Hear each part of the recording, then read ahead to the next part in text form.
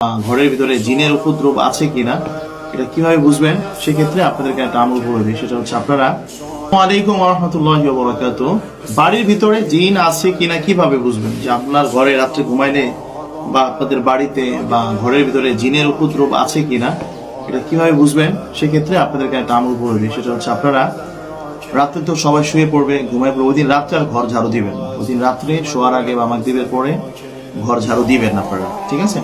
সকালে যখন ফজরের পরে নামাজ পড়ে সকালবেলা ফজর নামাজ পড়ে যখন ঘর ঝাড়ু দিবেন, আপনারা কি করবেন? পুরা ঘর ঝাড়ু দিবেন, উঠান বা ঘর বা বারান্দা, ঢাকার বাসা হলে ফ্ল্যাটগুলা ঝাড়ু দিবেন, বারান্দাগুলো ঝাড়ু দেওয়ার পরে যেই ময়লাগুলো আসবে, বালিগুলো আসবে, বালু মাটি যেটাই হোক, এই বালু মাটিগুলো আপনারা কি করবেন? একটা পলির উপরে নিবেন, পলিটিনের উপরে, পলিটিন যেগুলো আছে ওটা নেবেন।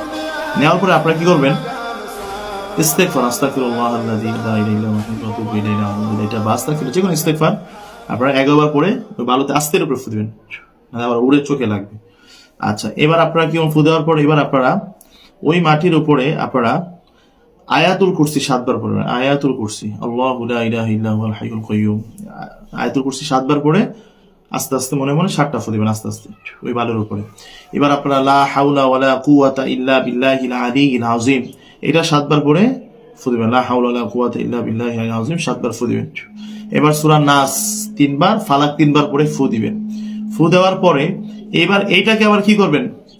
পলিথিনটা বেঁধে একটা কাপড়ের ভিতরে নিয়ে বেঁধে রাখবেন, বেঁধে এটা রেখে দিবেন কোথাও, বেঁধে রাখবেন, বেঁধে মানে কোথাও রেখে দিবেন বাড়িটা পুরোটা কাপড় দিয়ে বেঁধে। এবার আপনার 10-15 মিনিট পরে বা 20 মিনিট পরে ওই কাপড়টা খুলবেন, পলিটা খুলবেন।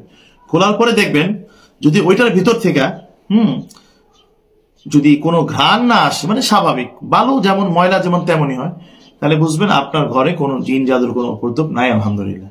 কিন্তু যদি ওইটার ভিতর থেকে যদি আপনি দেখেন যে আতরে ঘ্রাণ আসতেছে, মানে কোনো সুগন্ধি, তাহলে বুঝবেন ভালো জিন্নাত আছে আপনাদের ঘরের ভিতরে, ভালো জিন্নাতটা হাঁটাচলা ভালো।